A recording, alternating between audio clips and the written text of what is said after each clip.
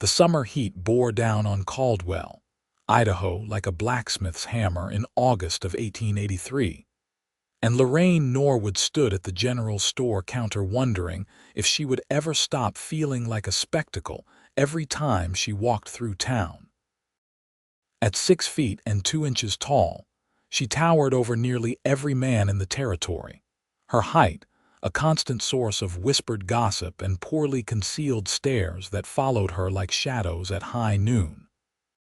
She counted out coins for the flour and sugar, her long fingers moving with practiced efficiency while Mr. Henderson, the shopkeeper, craned his neck upward to meet her eyes. He was a kind man, at least, never making her feel like a curiosity the way some others did, but even his sympathetic smile couldn't erase the reality that had defined her 22 years of life. She was too tall, too unusual, too much for any man in Caldwell to consider as a proper wife. The bell above the door chimed, and Lorraine instinctively shifted to the side, making herself as small as possible, an impossible task for someone of her stature. She heard boots on the wooden floor, measured and confident, and then a voice that seemed to carry warmth like the sun carried light. "Afternoon, Mr. Henderson. I am looking for good rope and some leather oil if you have got it in stock." Lorraine glanced sideways and saw a cowboy she did not recognize, likely passing through on his way to somewhere more exciting than their small farming community. He stood perhaps 5 feet and 8 inches, his frame compact and strong beneath a dust-covered shirt and worn leather vest. Dark hair curled slightly at his collar, and when he removed his hat, she noticed the easy way he moved, like someone comfortable in his own skin. "Sure thing," Mr. Henderson said. "Let me get those items for you. You new around here?" "Just arrived yesterday," the cowboy replied. "Name is Samuel Irwin. Hired on at the Double R Ranch for the season. Beautiful country you have got here." Lorraine collected her packages and turned toward the door, trying to slip past without drawing attention. But her elbow caught the edge of a display, sending a cascade of tin cups clattering to the floor. She felt heat rush to her cheeks as she dropped to her knees, gathering the scattered items with fumbling hands. "Here, let me help you with that." Samuel Irwin was beside her in an instant, collecting cups with quick, efficient movements. His hands were calloused but gentle as he stacked the tins back onto their shelf.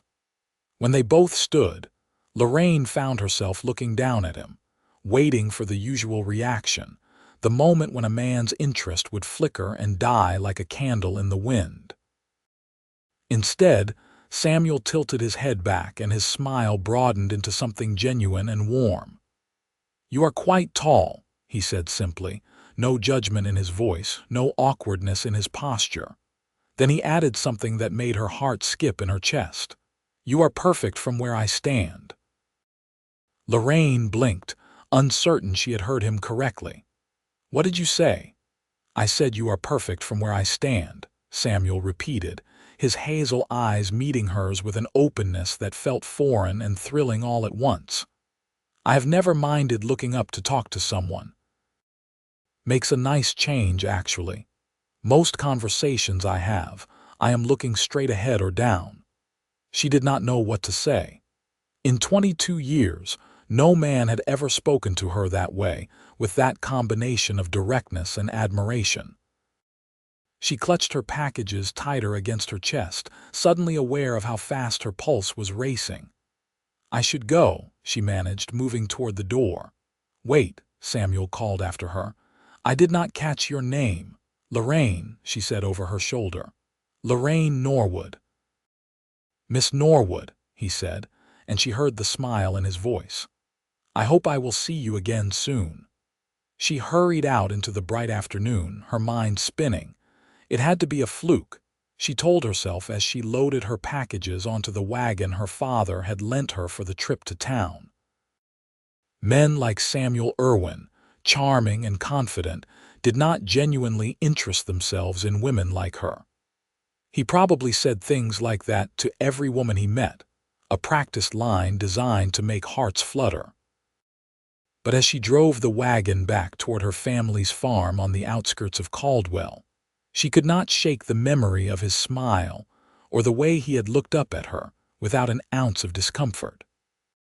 She tried to push the thoughts away, focusing instead on the familiar landscape rolling past, the golden wheat fields rippling in the breeze, the distant mountains standing sentinel against the impossibly blue sky. Her younger sister, Margaret, was hanging laundry when Lorraine arrived home, sheets billowing like sails in the warm wind.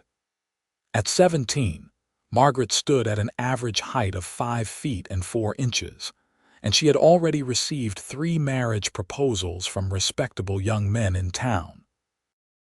She waved enthusiastically as Lorraine approached. "Did you get everything on Mother's list?" Margaret asked, helping to unload the wagon. "Everything," Lorraine confirmed. "How is Father's back today?" "Better, I think.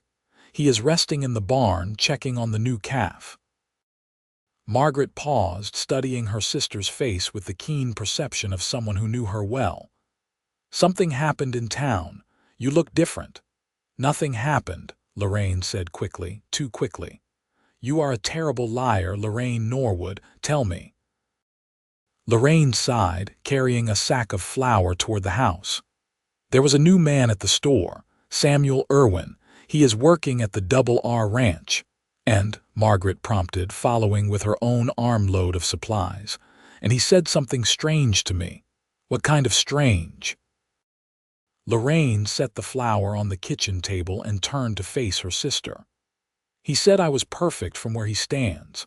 When I knocked over some cups and he helped me pick them up, he looked up at me and said that." Margaret's eyes widened. "That is the most romantic thing I have ever heard." "It is foolish," Lorraine countered, though her cheeks warmed at the memory. "He is just passing through, probably says charming things to any woman who crosses his path." "Or maybe," Margaret said, setting down her own load and taking Lorraine's hands, "maybe he genuinely meant it. Maybe he sees what the rest of this town is too blind to see, that you are beautiful and kind and deserve someone who appreciates you exactly as you are." "Margaret, no, listen to me. You have spent your whole life making yourself smaller, hunching your shoulders, avoiding attention.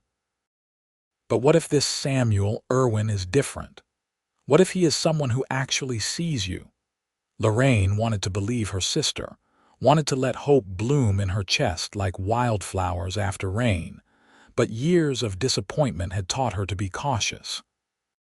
Still, as she went about her afternoon chores, feeding chickens and tending the vegetable garden, she found her thoughts returning again and again to hazel eyes and a warm smile. 3 days passed before Lorraine had reason to go back into town. Her father, Thomas Norwood, needed some specialized hardware for repairs on the barn roof, and Lorraine volunteered for the errand before Margaret could offer. She told herself it was because she enjoyed the drive, the time alone with her thoughts and the landscape, but deep down she knew she was hoping for another encounter with the cowboy who had said she was perfect. Caldwell's Main Street bustled with its usual midweek activity when she arrived. Farmers haggled over supplies, women gathered outside the dressmaker's shop, and somewhere a dog barked at a passing wagon. Lorraine tied up her horse outside the hardware store and took a steadying breath before going inside. She was examining a selection of nails when she heard that familiar voice behind her. "Miss Norwood, what a pleasant surprise."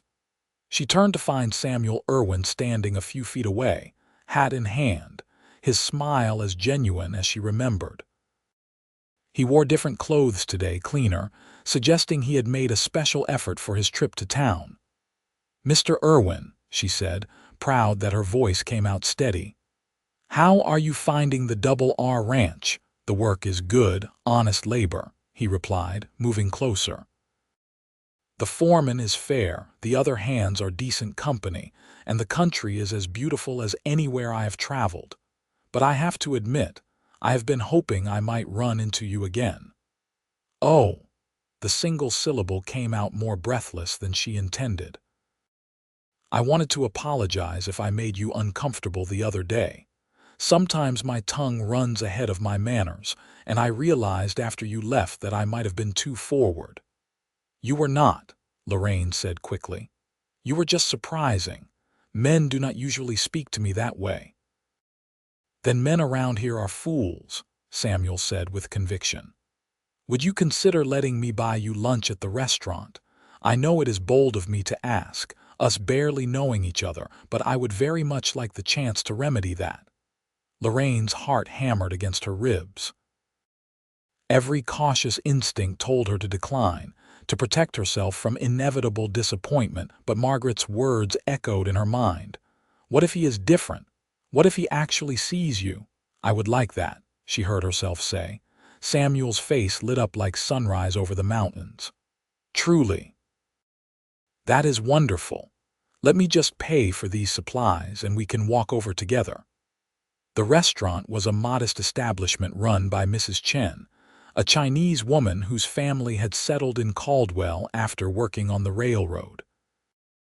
She served the best food in town, a mix of traditional American fare and dishes from her homeland that had gradually won over even the most skeptical residents. Mrs. Chen's eyes widened slightly when she saw Lorraine walk in with Samuel, but her professional demeanor never faltered. She showed them to a table by the window, and Lorraine folded her long legs beneath the table, trying not to think about how conspicuous they must look together. "Tell me about yourself, Miss Norwood," Samuel said after they had ordered. "Have you lived in Caldwell all your life?" "I have," Lorraine confirmed. "My parents moved here from Oregon when I was just a baby. They wanted to farm, and the land here was good and affordable. My father grows wheat primarily, and my mother keeps a large vegetable garden. We have chickens, a few cows, one very stubborn goat that Margaret insists on keeping as a pet." Samuel laughed, a rich sound that made Lorraine want to hear it again. "Sounds like a good life. Do you enjoy farming?" "I do, actually. I know some people find it tedious, the same rhythms day after day, season after season, but I like the reliability of it. I like seeing things grow because of work you put into the soil.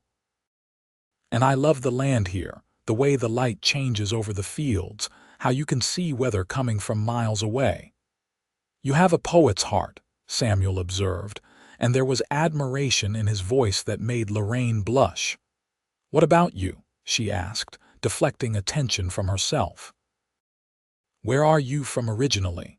"Kansas, mostly, though I have moved around quite a bit. My father died when I was 15 and my mother passed a year later. I had no siblings, so I found work where I could. I have been a ranch hand, a stable worker, drove cattle up to Montana once. I am good with horses especially, seems to be where my talent lies." "I am sorry about your parents," Lorraine said softly. "Thank you. It was a long time ago now, but I appreciate the kindness." Samuel paused as Mrs. Chen brought their food, steaming plates of roasted chicken and vegetables. "I have been thinking about settling somewhere more permanent, truth be told. I am 26 now, tired of drifting. When I heard about the position at the Double R, something about it felt right. And now, meeting you, I am even more certain I made the right choice coming here." Lorraine's pulse quickened. "You should not say things like that to someone you barely know." "Why not if they are true?" Samuel met her gaze directly. "I believe in honesty, Miss Norwood. Life is too short and too uncertain for games. When I saw you in that store, when you stood up and I had to look up to see your face, something in my chest just knew. I cannot explain it better than that. I knew I wanted to know you, to hear your voice, to learn what makes you laugh." "People will talk," Lorraine said, though her resolve was weakening. "You must have noticed already how people look at me. I am not like other women. I am too tall, too awkward. Men do not court women like me. Then those men are missing something extraordinary, Samuel said firmly. And frankly, I do not give a damn what people say. Do you? Lorraine thought about that question, really thought about it. Did she care? She had spent so many years caring, letting other people's opinions shape how she saw herself, how she moved through the world. But sitting across from Samuel Irwin, seeing the genuine interest in his eyes, the way he leaned forward when she spoke like her words mattered, she felt something shift inside her. I am trying not to, she admitted. That is a start, Samuel said with an encouraging smile. Now, tell me more about this stubborn goat your sister loves. I have a feeling there is a good story there. And just like that, the conversation flowed naturally, easily, like a river finding its course. Lorraine told him about Jasper the goat and his tendency to eat anything, including Margaret's favorite bonnet. Samuel shared stories from his travels, about ornery bulls and wild horses, and the time he accidentally walked into a saloon full of outlaws in Wyoming. They talked until their plates were empty, and the afternoon sun slanted through the windows at a sharp angle. When they finally stepped back outside, Lorraine realized hours had passed. She still needed to get her father's hardware supplies. I should let you go, Samuel said reluctantly. But may I see you again? Properly, I mean. May I come calling at your family's farm? You really want to? Lorraine asked, still half convinced this was all some elaborate dream. More than I have wanted anything in a very long time, Samuel assured her. Then yes. Yes, you may come calling. Samuel's answering smile could have lit up the whole town. How about Sunday afternoon? I have the day off, and I promise to be on my best behavior with your parents. Sunday would be lovely, Lorraine agreed.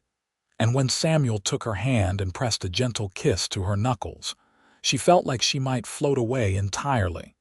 She completed her errands in a daze, barely noticing the curious looks from other townspeople.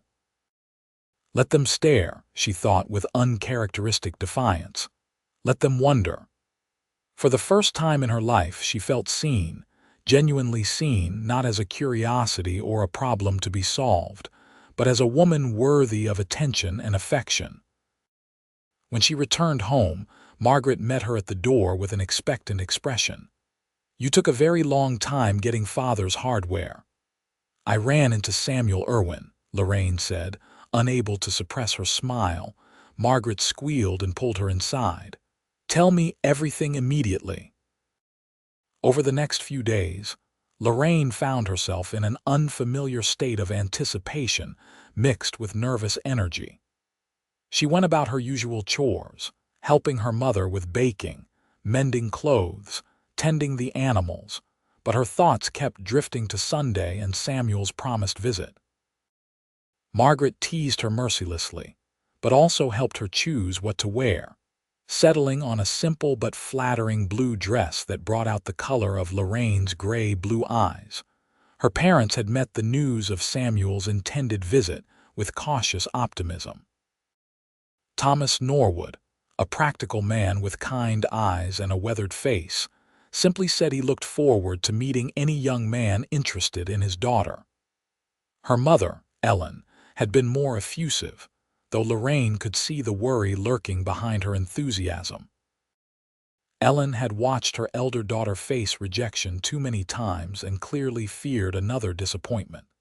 Sunday arrived bright and clear, one of those perfect late summer days when the heat was present but not oppressive, when the sky stretched impossibly blue overhead. Lorraine changed her dress 3 times before Margaret physically stopped her and made her sit down. You look beautiful, Margaret insisted, and he already likes you. Just be yourself. What if he changes his mind? Lorraine voiced the fear that had been gnawing at her. What if seeing me here in my everyday life makes him realize this was all a mistake? Then he is an idiot and not worthy of you, Margaret said fiercely. But I do not think that will happen. I saw how you looked when you talked about him, Lorraine. That is not the look of someone who met a man telling lies. A knock at the door sent Lorraine's heart racing. Her father answered it, and she heard Samuel's voice, polite and respectful, asking for permission to visit with Miss Norwood. Thomas invited him in, and Lorraine took a deep breath before walking into the front room. Samuel stood just inside the doorway, hat in hand, wearing clean trousers and a shirt that looked freshly pressed. His face brightened when he saw her, and he offered a small bouquet of wildflowers. "I picked these on my way here. I hope they are acceptable." "They are lovely," Lorraine said, taking them with hands that only trembled slightly. "Thank you." "Mr. and Mrs. Norwood," Samuel said, turning his attention to her parents. "Thank you for allowing me to visit. I know I am new to the area, but I assure you my intentions toward your daughter are entirely honorable." Thomas regarded him with the assessing gaze of a father. "Where did you say you were from, Mr. Irwin?" "Kansas originally, sir, though I have worked throughout the West these past several years. I am currently employed at the Double R Ranch." "Good outfit," Thomas acknowledged. "John Richardson runs a tight ship. He would not hire anyone unreliable." "I appreciate your confidence, sir." "I hope to prove myself worthy of it." Ellen gestured to the sofa. "Please sit down. Would you like some lemonade? Lorraine and I made it fresh this morning." "That sounds wonderful, thank you." As her mother bustled off to the kitchen, Lorraine sat down, and Samuel settled beside her, maintaining a respectful distance but close enough that she could catch the scent of soap and leather. Margaret appeared in the doorway, not even pretending to hide her curiosity. "And you must be Margaret," Samuel said warmly. "Your sister mentioned you and your troublesome goat." Margaret laughed. "Jasper is not troublesome, just misunderstood. It is nice to meet you, Mr. Irwin." The afternoon unfolded more smoothly than Lorraine had dared hope. Samuel charmed her parents with his straightforward manner and genuine interest in their farm. He asked intelligent questions about wheat cultivation and listened attentively to Thomas's detailed explanations about irrigation challenges.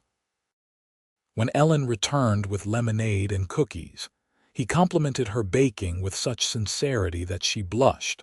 After an appropriate amount of time spent in the parlor under her parents' watchful eyes, Thomas suggested that Samuel might like to see their property. "Lorraine can show you around if you are interested." "I would like that very much," Samuel said, standing and offering Lorraine his hand. They walked out into the golden afternoon, following the worn path that led past the barn and toward the wheat fields that stretched toward the horizon. Lorraine found herself relaxing as they left the house behind, the formality of the parlor giving way to something more natural. "Your family is wonderful," Samuel said. "Your parents clearly love you and your sister very much." "They do," Lorraine agreed. "They have always supported me, even when things were difficult. Even when I came home crying because another young man made it clear he could never court someone as tall as me." "His loss," Samuel said simply. He paused at the fence line, looking out over the wheat. "This is beautiful land, Lorraine. I can see why you love it." The sound of her given name on his lips sent a pleasant shiver through her. "It gets in your blood, I think. The rhythm of seasons, the way you become part of something larger than yourself." Samuel turned to face her, and the look in his eyes made her breath catch. "I want to be honest with you about something. I know we have only known each other a short time, but I am not a man who plays games or leads people on. When I saw you in that store, something in me recognized something in you. I cannot explain it any better than that.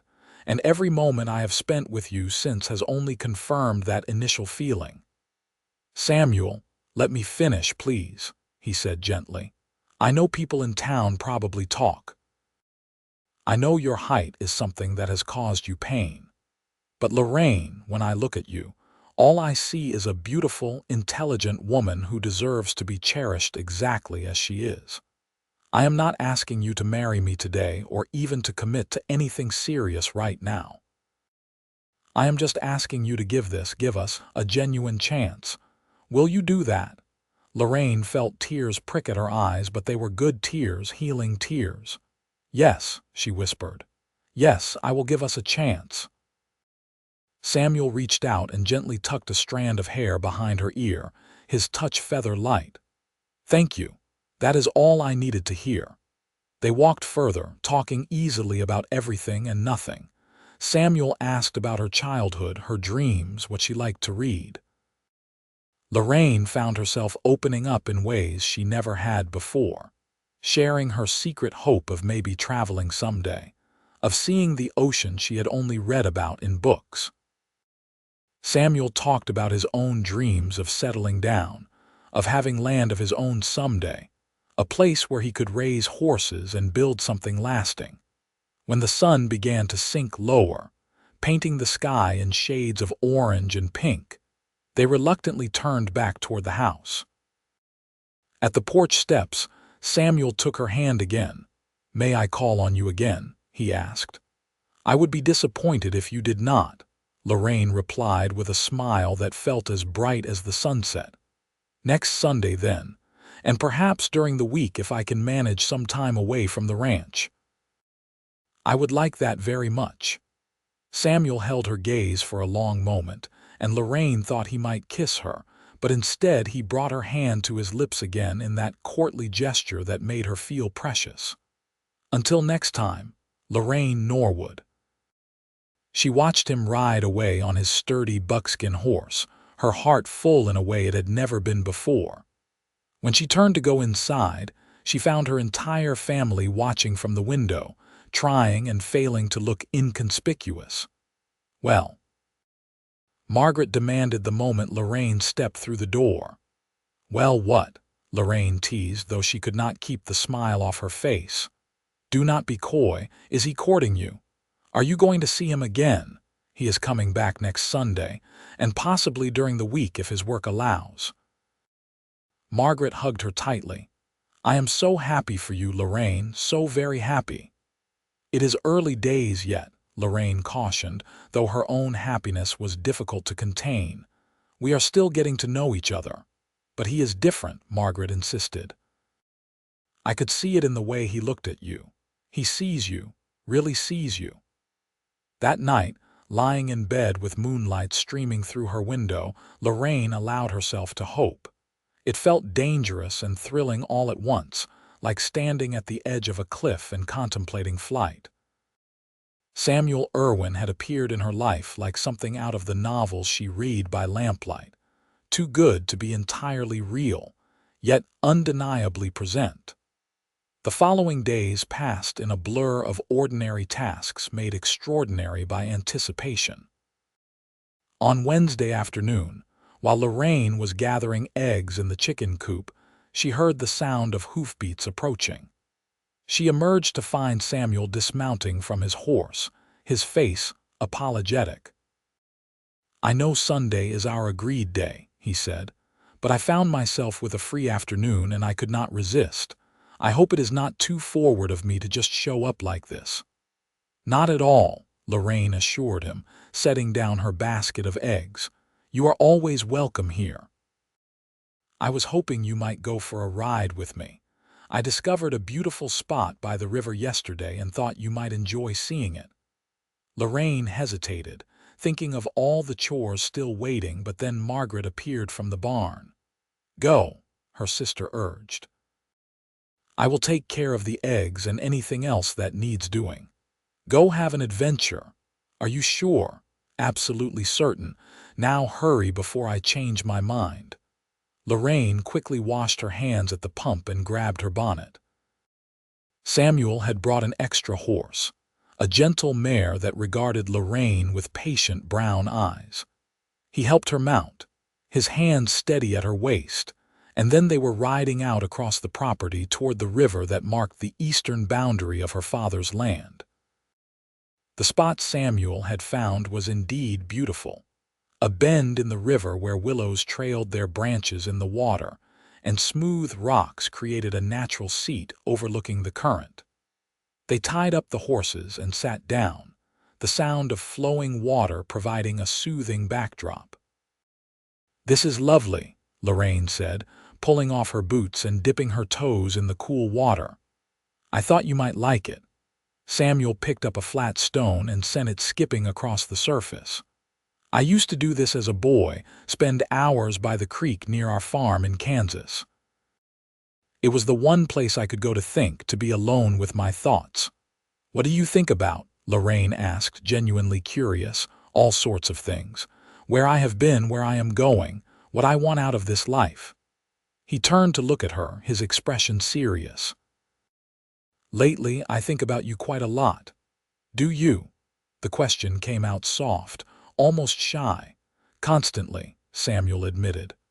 "About the sound of your laugh, the way you tuck your hair behind your ear when you are thinking hard about something.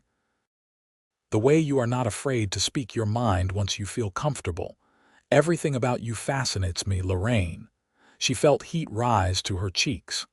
"I am not used to someone talking to me this way, saying such things." "Then the men you have known were blind," Samuel said firmly. "Lorraine, I need you to understand something. Your height, the thing you seem to think makes you less desirable, it is just part of who you are. It does not diminish your beauty or your worth. If anything, it makes you more striking, more memorable. When you walk into a room, people notice." "That is not a bad thing." "It has felt like a bad thing for most of my life," Lorraine confessed. "Being noticed means being judged, being found wanting. By the wrong people, perhaps, but not by everyone, not by me." They sat in companionable silence for a while, watching the river flow past, listening to the birds in the willows. Then Samuel said, "Tell me something you have never told anyone else. A secret dream or fear or memory. Something real." Lorraine considered the request, feeling the weight of it. This was vulnerability, true vulnerability, and it terrified and thrilled her in equal measure. "When I was 16, she began slowly, there was a harvest dance in town. A boy named William Patterson asked me to attend with him, and I was so excited. I spent weeks working on a new dress, imagining how the evening would go. But when he arrived to pick me up, I saw the look on his face when I answered the door. He had not realized quite how tall I was, you see. We went to the dance, but he barely spoke to me all evening. He spent most of his time with his friends, and I heard him joking with them about how he needed a ladder to court me properly." Samuel's jaw tightened. "What a cruel thing to do." "I left early, walked home in the dark by myself. I cried the whole way. And I decided that night that I would never put myself in that position again. I would never give anyone the power to hurt me like that." She looked at Samuel, her eyes burning with unshed tears. "But here I am, doing exactly that. Letting you in, even though every instinct tells me to protect myself." Samuel reached over and took her hand, his grip warm and reassuring. "I am honored by your trust, and I swear to you, Lorraine, I will never mock you or treat your feelings carelessly. You are taking a risk on me, and I understand that. I am taking a risk on you too, you know. Letting myself feel this way about someone, it is terrifying. I could get hurt just as easily as you could. But some things are worth the risk." "Are they?" Lorraine asked, searching his face. "They are." "You are." Samuel lifted her hand and pressed it against his chest, where she could feel his heart beating strong and steady beneath her palm. "This is real, Lorraine. Whatever this is between us, it is real." The afternoon stretched long and golden around them, and they talked about lighter things, easier things. Samuel taught her how to skip stones properly, laughing when her first attempts plunked into the water without a single bounce. She eventually managed 3 skips and celebrated like she had won a prize.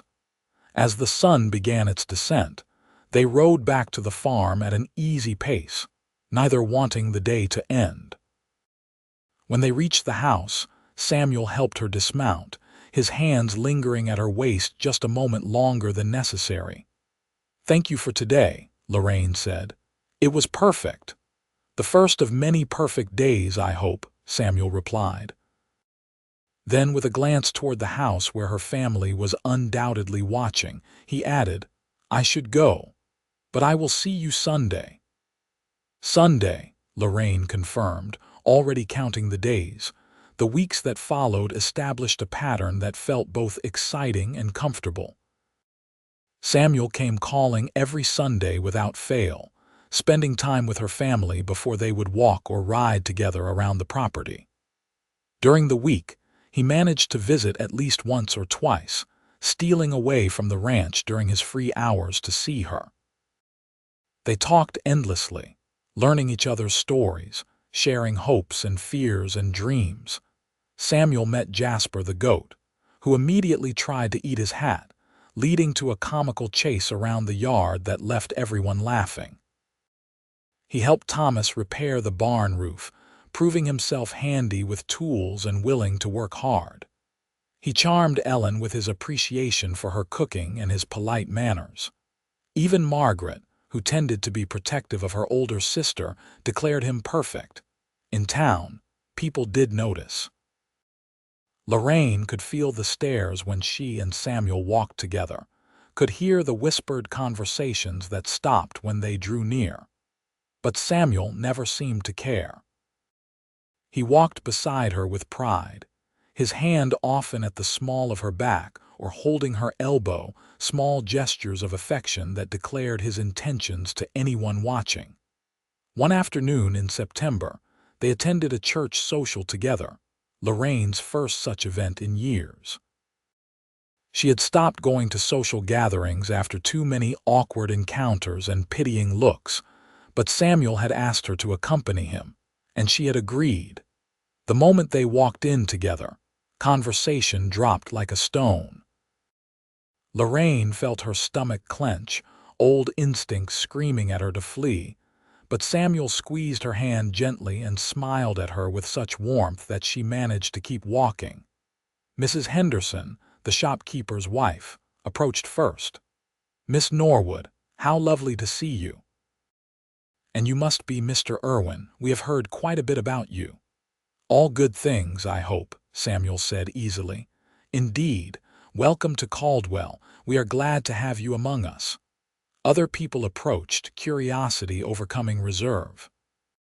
Some were genuinely kind, welcoming Samuel and congratulating Lorraine on her courtship. Others were less subtle in their surprise that someone was actually courting the tall Norwood girl. But Samuel navigated it all with grace and charm, never letting go of Lorraine's hand, never showing embarrassment or discomfort. When someone finally made a thoughtless comment, a rancher's son named Dale Morrison who had too much whiskey in him despite the early hour, Samuel handled it swiftly. Dale looked at them and said loudly, "Must be hard on the neck, Irwin, always looking up like that." The room went quiet, everyone waiting to see what would happen. Samuel turned to face Dale with a pleasant expression that did not quite reach his eyes. "Actually, Dale, looking up to the woman I am courting seems appropriate. She is extraordinary in every way. A man would be lucky to have to crane his neck to see such beauty." Dale blinked, clearly not expecting that response. "I just meant—" "I know what you meant," Samuel interrupted, his voice still pleasant but with an edge of steel. "And I am sure you will think more carefully before speaking next time. Now, if you will excuse us, I promise to get Miss Norwood some of that excellent punch Mrs. Chen made." He guided Lorraine away, and she could hear the murmur of conversation resume behind them, but this time it sounded admiring rather than mocking. "Thank you," she whispered. "You do not need to thank me for speaking the truth," Samuel replied, "but I am sorry you had to hear that." "I am used to it." "Well, you should not have to be, and anyone who cannot see your worth does not deserve a moment of your attention." They stayed at the social for another hour, and Lorraine found herself actually enjoying it. Samuel introduced her to some of the other ranch hands from the Double R good men who treated her with respect and genuine friendliness. She talked to women she had known since childhood, but had grown distant from, rebuilding bridges she had thought burned beyond repair. As they drove home in the wagon Samuel had borrowed for the occasion, the evening stars beginning to appear overhead, Lorraine felt something shift inside her. The fear and shame she had carried for so long were beginning to lift, replaced by something lighter and brighter. "What are you thinking about?" Samuel asked, guiding the horses along the familiar road. "How different everything feels now," Lorraine admitted. "How you have changed things for me, changed how I see myself." "You are doing that, not me," Samuel said. "I am just reflecting back what was always there. Your strength, your beauty, your worth. Those things existed long before I showed up, but I could not see them, not clearly. And now I am starting to," Lorraine said softly. "Thanks to you." When they reached her family's farm, Samuel walked her to the door as he always did. But this time he paused on the porch, his hand coming up to cup her cheek. "Lorraine, I need to tell you something." Her heart raced. "What is it?" "I am falling in love with you," he said simply, his eyes searching hers. "I know it has only been a few months, but I cannot deny what I feel. You do not have to say anything back. I just needed you to know." Lorraine felt tears spring to her eyes, but they were happy tears, joyful tears. "Samuel, I am falling in love with you too. I have been trying not to, trying to protect myself, but I cannot help it." Samuel's face broke into a radiant smile. "You mean it?" "I mean it. May I kiss you?" he asked, his thumb brushing across her cheekbone. "Please," Lorraine whispered. Samuel rose on his toes, pulling her down slightly, and their lips met in a kiss that was gentle and sweet and full of promise. It was Lorraine's first kiss, and it felt like everything she had ever dreamed it could be. When they parted, both breathing a little faster, Samuel rested his forehead against hers. "I am going to marry you someday, Lorraine Norwood," he said with quiet certainty. "Are you proposing?" she teased, though her heart soared at the words. "Not yet. When I propose, it will be properly, with a ring and a speech and everything you deserve. But I wanted you to know my intentions. I am in this for the long term, for forever, if you will have me." "I will have you," Lorraine said, the words coming from the deepest part of her heart. For forever sounds exactly right. October arrived with cooler temperatures and the wheat harvest in full swing. Samuel spent long days helping at the Double R, but he still found time to visit Lorraine almost every evening, even if only for an hour. They would sit on the porch as twilight fell, talking quietly while the crickets sang and the first stars appeared. One evening, Thomas invited Samuel to stay for dinner, and afterward he asked the young man to join him in the barn. Lorraine watched them go with a mixture of curiosity and nervousness, wondering what her father wanted to discuss. In the barn, Thomas led Samuel to where he kept his tools and gestured for him to sit on an overturned crate. The older man settled himself on another, his weathered face thoughtful in the lamplight. "You have been courting my daughter for several months now," Thomas began without preamble. "Yes, sir, I have," Samuel confirmed. "And your intentions are serious." "Very serious, sir. I love Lorraine.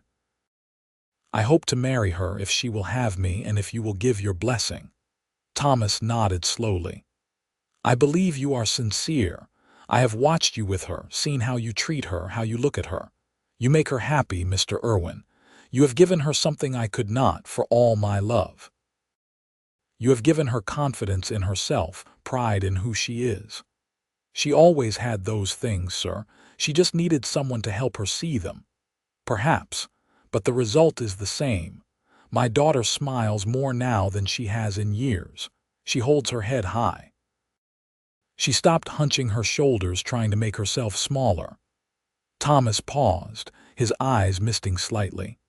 "Do you know what it is like, watching your child hurt and being powerless to fix it. Lorraine has endured so much pain because of something she cannot control, something that makes her unique and beautiful. But people can be cruel, especially about difference. They can, Samuel agreed. But I am not most people, sir. I see Lorraine's height as part of what makes her remarkable. I would not change a single thing about her. I believe you, and that is why I want to give you this. Thomas reached into his pocket and pulled out a small velvet pouch. He opened it to reveal a gold ring set with a modest but pretty sapphire. This was my mother's ring. She wore it for 50 years, through good times and hard times. When she passed, she left it to me with instructions to give it to whoever married my eldest daughter. I think she would approve of you, Mr. Irwin. I know I do.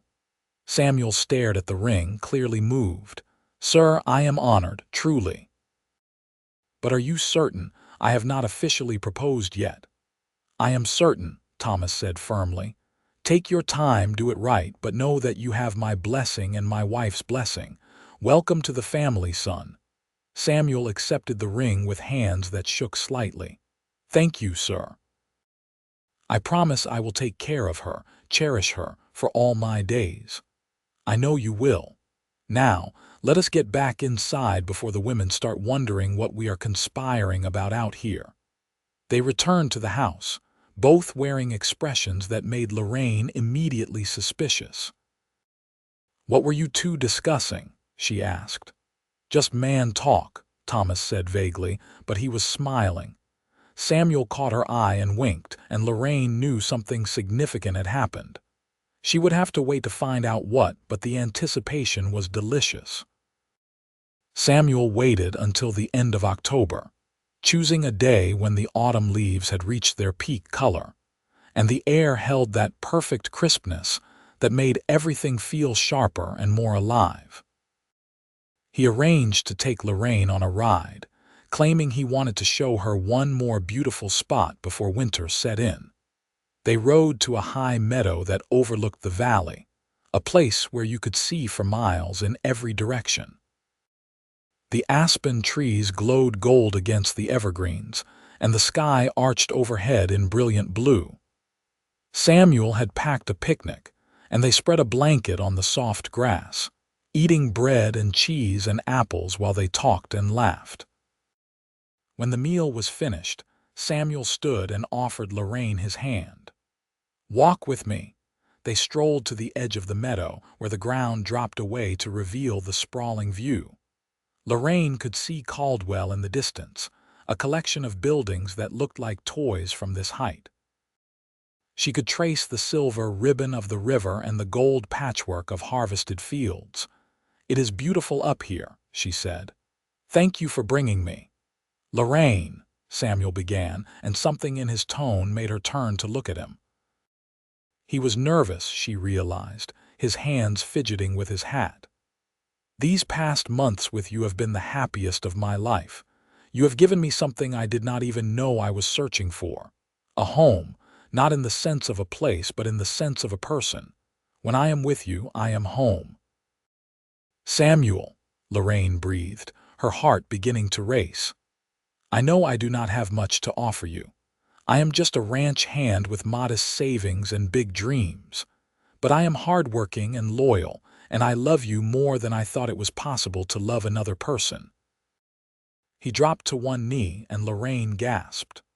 Lorraine Norwood, will you marry me? Will you let me spend the rest of my life looking up at you and counting myself the luckiest man alive?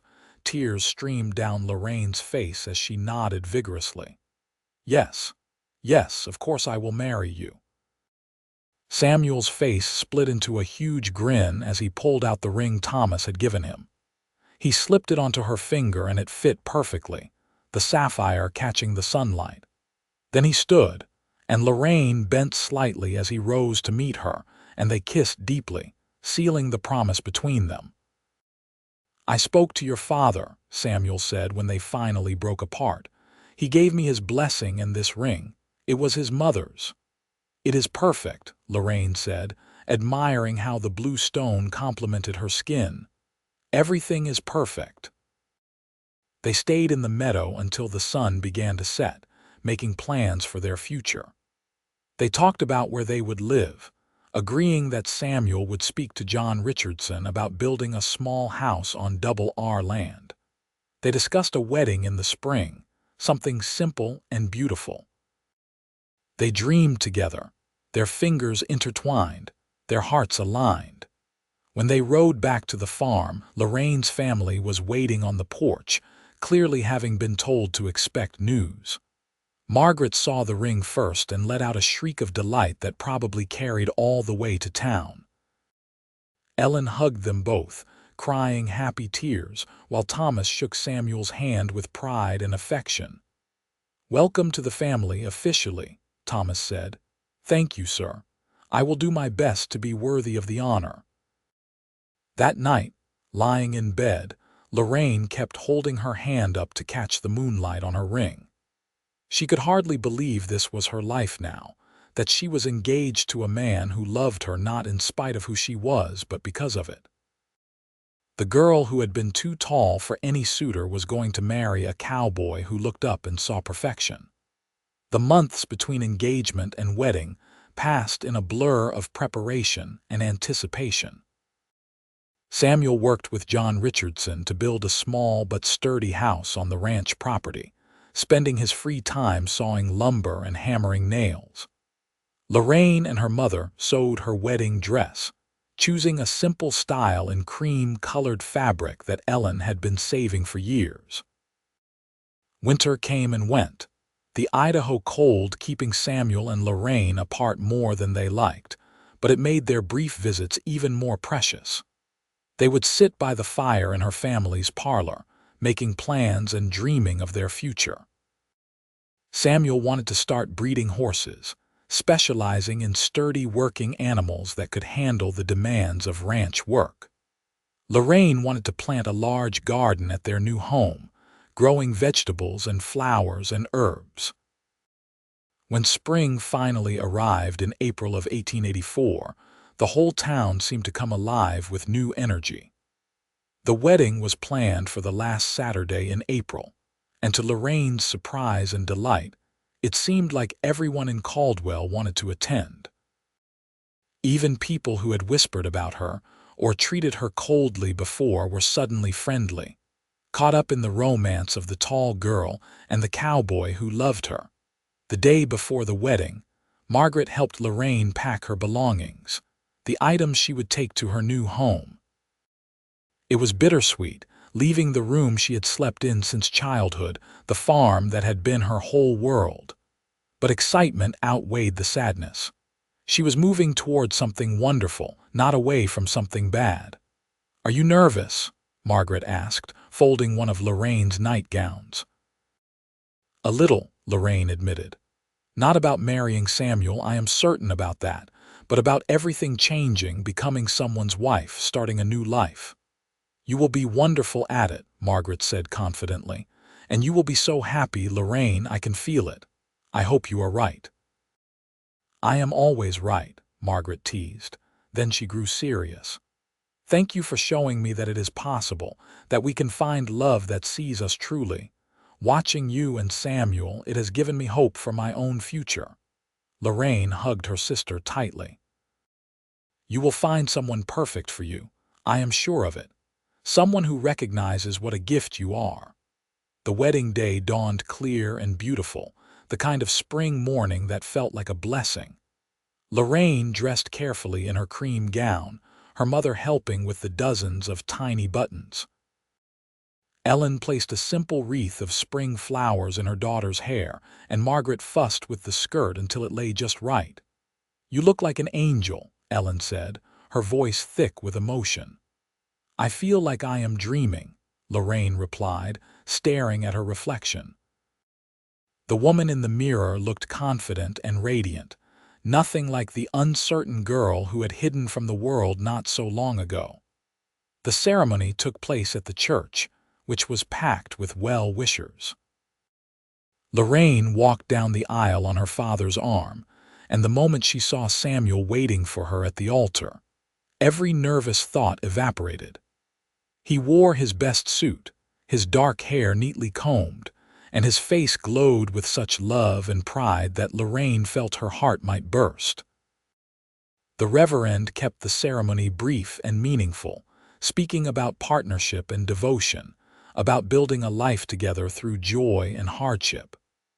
When it came time for the vows, Samuel's voice rang out clear and strong. I, Samuel James Irwin, take you, Lorraine Norwood, to be my lawfully wedded wife. I promise to love you, honor you, and cherish you all the days of my life. I promise to see you, truly see you, every single day.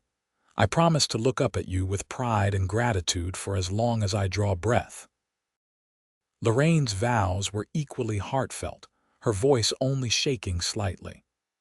I, Lorraine Norwood, take you, Samuel James Irwin, to be my lawfully wedded husband.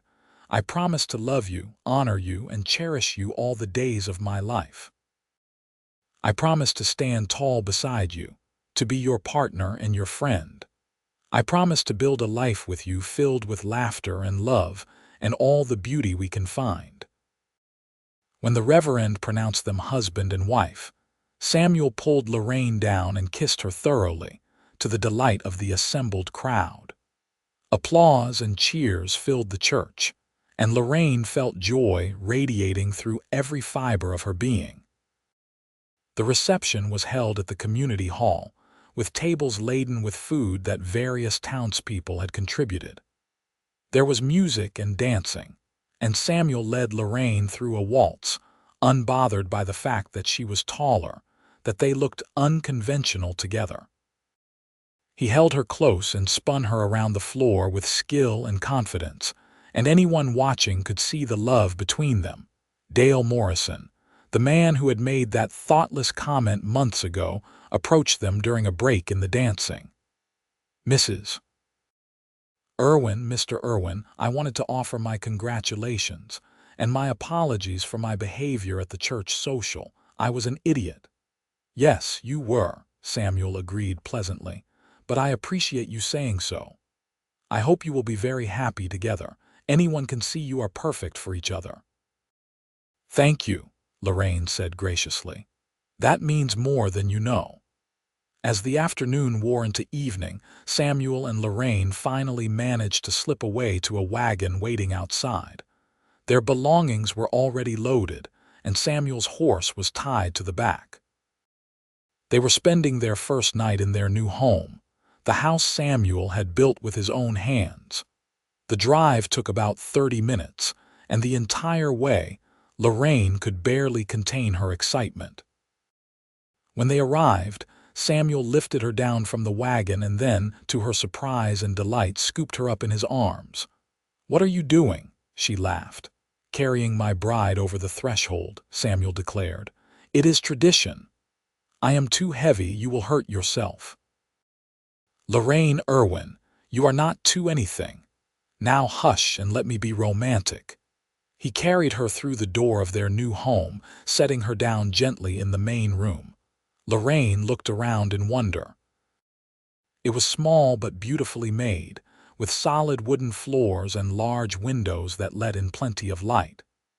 There was a kitchen area with a new stove, a bedroom off to one side, and the main living space where they now stood.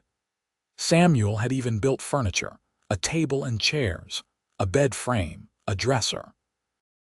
"Do you like it?" Samuel asked, suddenly uncertain. "I love it," Lorraine breathed. "Samuel, it is perfect. You built all of this." "With some help from the other ranch hands, but mostly yes. I wanted to make something worthy of you, a place where we could start our life together." Lorraine turned to her husband and pulled him into a kiss, pouring all her love and gratitude into it. "Thank you for this, for everything, for seeing me when no one else could." "I will always see you," Samuel promised, "every day for the rest of our lives." That night, they consummated their marriage in the bed Samuel had built, coming together with tenderness and passion, learning each other in this new and intimate way. Afterward, they lay tangled together, Lorraine's head on Samuel's chest, listening to his heartbeat. "Are you happy?" Samuel asked, his fingers trailing through her hair.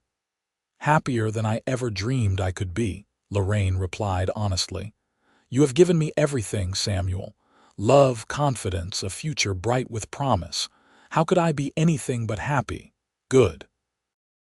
Because I plan to spend every day making sure you stay that way. You are awfully sure of yourself, Mr. Irwin. I am sure of us, Mrs. Irwin. That is all I need to be. The first year of their marriage was one of adjustment and joy. Lorraine threw herself into making their house a home, planting her garden and learning to manage a household separate from her mother's guidance. Samuel worked long hours at the Double R but always came home to her with a smile and a kiss, no matter how tired he was. They faced challenges, as all newlyweds do. Money was tight sometimes, especially in the beginning. They disagreed about little things like where to hang pictures or how to organize the kitchen, but they learned quickly that communication and compromise were the keys to harmony. Mostly they laughed together, loved together, and built their life one day at a time. In the late fall, Lorraine discovered she was pregnant. She told Samuel over dinner one evening, watching his face transform from confusion to understanding to absolute elation. You mean it? We are going to have a baby, we are, Lorraine confirmed, laughing as Samuel leaped up and pulled her into a careful hug. This is the best news I have ever received, apart from you agreeing to marry me. When? Late spring, I think. Early June, perhaps. Samuel knelt down and pressed his face against her still flat stomach.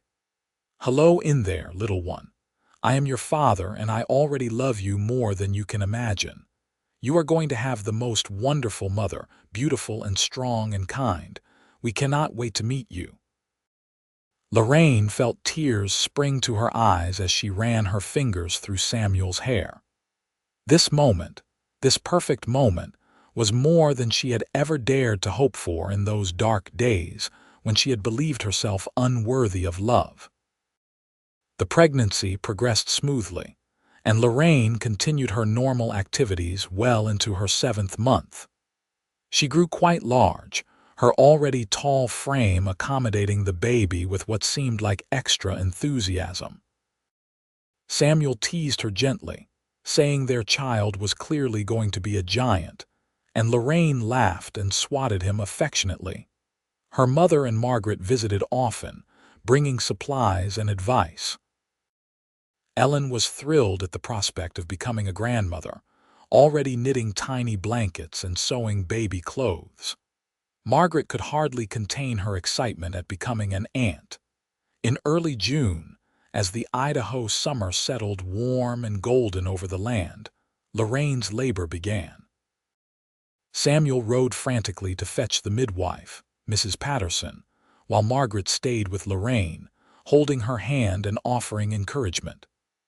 Ellen arrived shortly after with supplies, taking charge of boiling water and preparing the bedroom.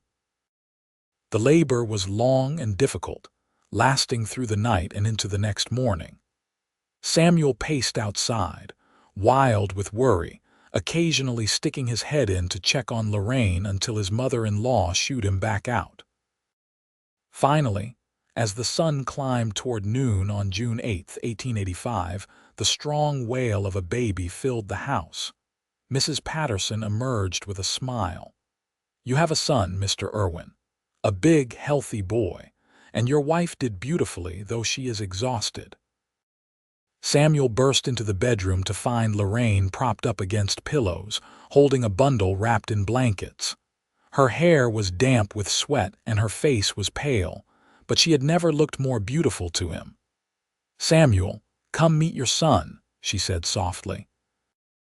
He approached almost reverently, peering down at the tiny face peeking out from the blankets. The baby had dark hair like his and Lorraine's eyes, already open and looking around with infant curiosity. Samuel felt his heart expand in a way he had not known was possible. He is perfect, Samuel whispered. You are perfect. I love you both so much. I love you too, Lorraine said. What should we name him? They had discussed names during the pregnancy but had not reached a final decision. Now, looking at his son, Samuel knew exactly what felt right. Thomas. After your father, if that suits you. Thomas Samuel Irwin. I love it, Lorraine agreed, tears of happiness rolling down her cheeks. Welcome to the world, Thomas Samuel Irwin. Little Thomas proved to be a good baby, healthy and alert. He ate well and slept reasonably, though the first few weeks were exhausting as Samuel and Lorraine adjusted to having their sleep interrupted and their schedule dictated by an infant's needs. But they reveled in it, marveling over every small sound and movement their son made. When Thomas was a month old, they took him to meet his grandfather at the Norwood farm.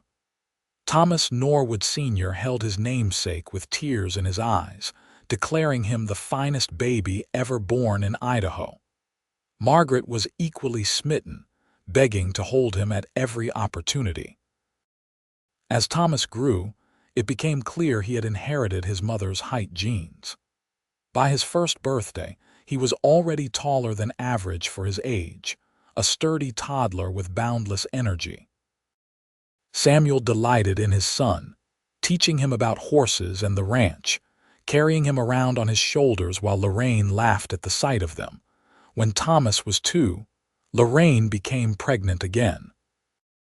This pregnancy was easier than the first, and in March of 1888, she delivered a daughter they named Ellen Margaret Irwin, after both grandmothers. Ellen was smaller than her brother had been, but just as healthy, with her father's hazel eyes and a disposition that seemed sunny from the start. Their little house felt full now, bursting with life and love. Samuel had been promoted to foreman at the Double R, which came with better pay and more responsibility. He was able to add a room onto their house, giving the children their own space. Lorraine juggled motherhood with maintaining their garden and helping with ranch work when needed, often with one child on her hip and the other following at her heels. The years passed in a happy blur. Thomas started school in Caldwell, and the teacher reported that he was bright and eager to learn. Ellen proved to be a chatterbox, keeping everyone entertained with her constant questions and observations. Samuel and Lorraine's love deepened and matured, weathering the normal ups and downs of life with grace and humor. When Lorraine was 30, Samuel surprised her with a gift. He had been saving money for years, and he used it to purchase a small plot of land adjacent to the Double R property. It was not much, just 10 acres, but it was theirs, truly theirs, not owned by the ranch. "We can build a bigger house here," Samuel explained, showing her the land on a bright fall afternoon. "Something with room for the children to grow, maybe even room for more children if we are blessed. And I can start my horse breeding program like I have always wanted. What do you think?" Lorraine looked at the land, imagining a house and barns and corrals, imagining their family growing and thriving here. "I think it is perfect. I think you are perfect." "I learned from the best," Samuel said, pulling her close. "The first time I saw you, I knew you were perfect from where I stand, and every day since has only confirmed it." They built their new house over the course of a year, with help from friends and family. It was larger than their first home, with 3 bedrooms and a proper parlor and a kitchen big enough for Lorraine to work comfortably. They moved in just before Ellen's 5th birthday, and the children were thrilled with their new home. Samuel's horse breeding business started small but grew steadily. He had a gift for working with the animals, understanding their temperaments and needs.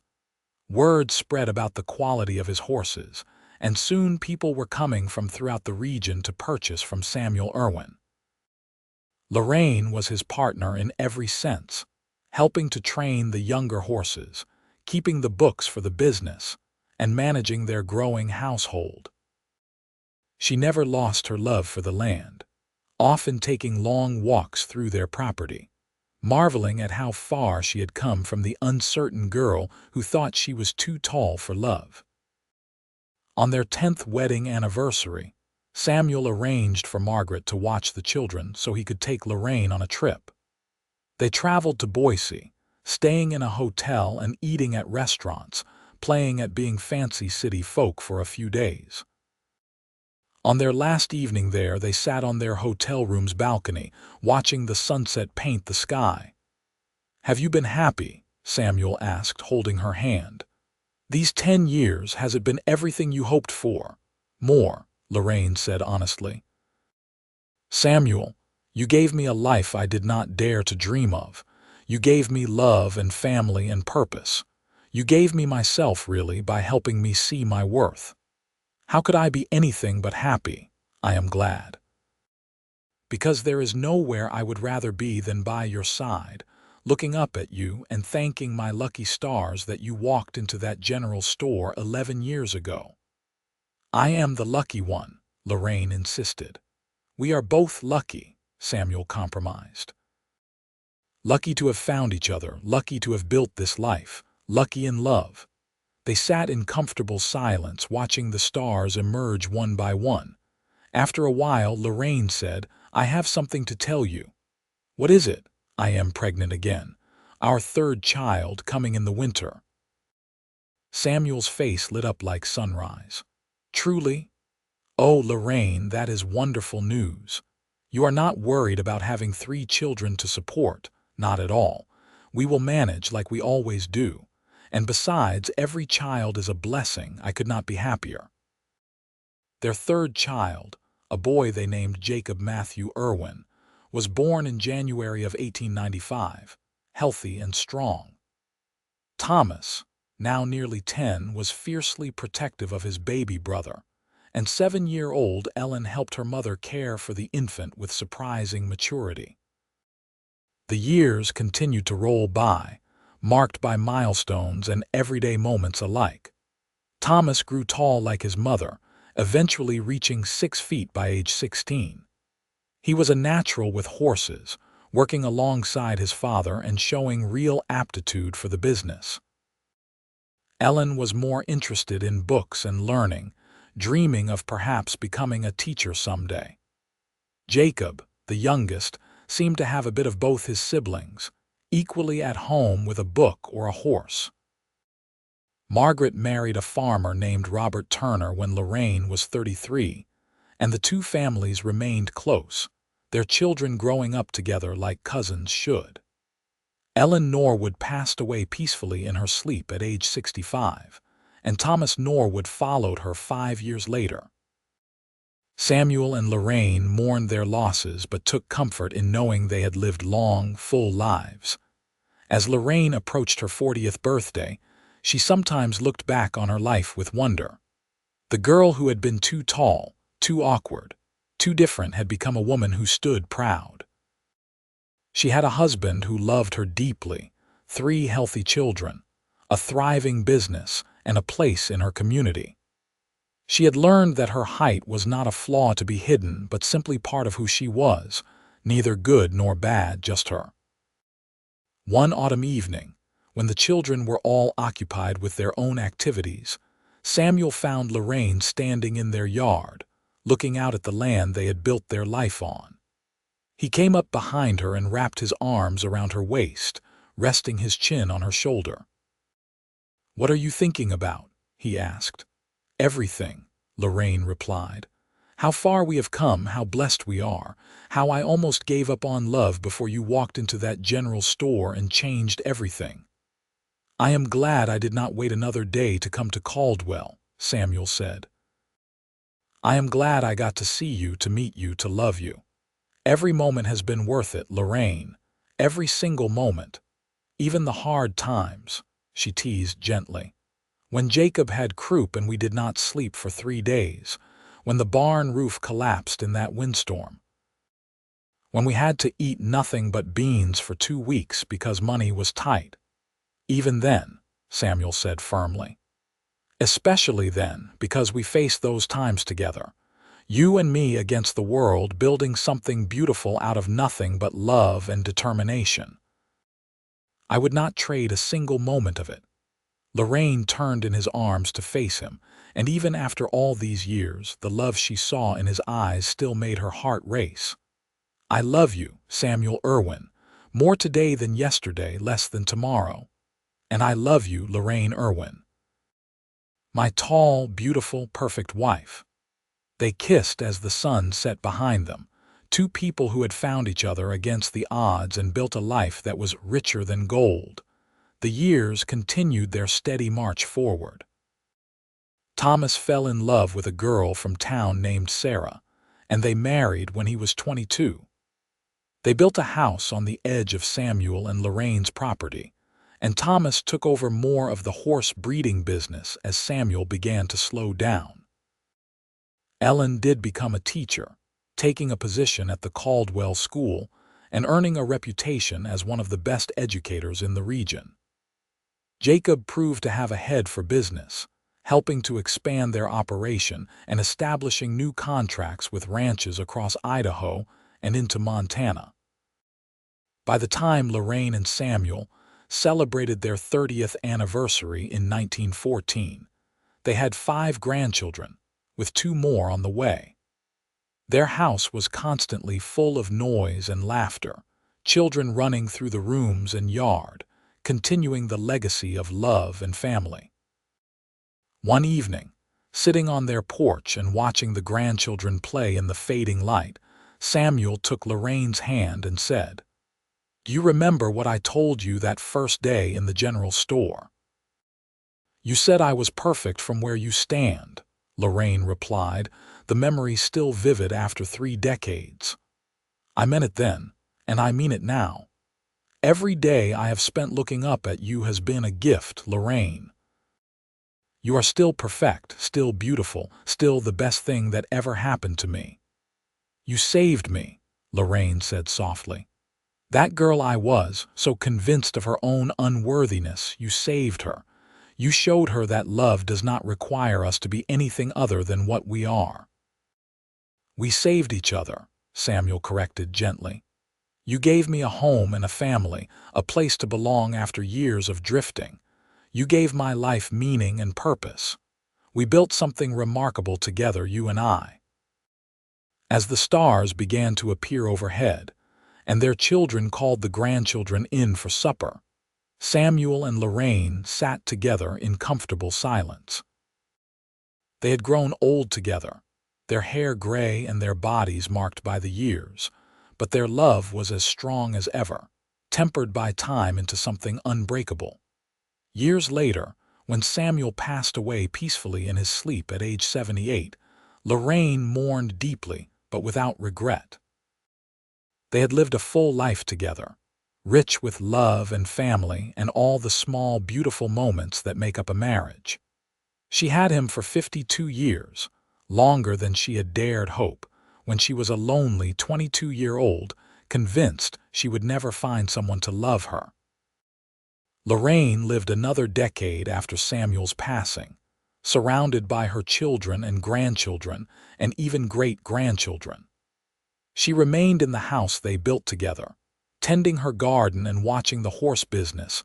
Her husband started continue to thrive under her children's management. She told stories about Samuel to anyone who would listen, keeping his memory alive through words and love. On a warm summer afternoon, just before her 82nd birthday, Lorraine sat in her favorite chair on the porch, watching the sunset paint the Idaho sky in shades of gold and pink. She felt Samuel's presence beside her, almost as real as when he had been alive, and she smiled. "I am coming, my love," she whispered. "Wait just a little longer." That night, Lorraine Irwin passed away in her sleep, a peaceful end to a remarkable life. Her funeral drew people from throughout the region, all coming to pay respects to a woman who had lived with dignity and grace, who had overcome prejudice and self-doubt to build something beautiful. At the service, Thomas stood before the assembled crowd and spoke about his mother. She was told she was too tall for love, too different to be desired. But a cowboy looked up and saw perfection, and together they proved that love is not about fitting into someone else's expectations. It is about finding someone who sees you truly and loves you because of who you are, not in spite of it. My parents taught me that, and I hope I taught my own children the same. Love well, love bravely, and always remember that being different is not a flaw but a gift. Lorraine was buried beside Samuel on a hill overlooking their land, beneath a simple stone that read, Lorraine Irwin, beloved wife, mother, and grandmother. She stood tall and loved deeply. 1861–1943. And so ended the story of a woman who was told she was too much, and the cowboy who looked up and saw exactly enough. Their love story became legend in Caldwell, told and retold over the years, inspiring others to look past surface differences and see the person beneath. The horse ranch they built together continued for generations, each new owner adding to the legacy while honoring the foundation that Samuel and Lorraine laid. In the end, their story was not about height or difference or overcoming obstacles, though it contained all those things. It was about two people who found each other when they needed it most, who chose love over fear, who built something lasting out of nothing but devotion and hard work. It was about standing tall in every sense of the phrase and finding someone who celebrates rather than diminishes who you are. And that, perhaps, is the best love story of all.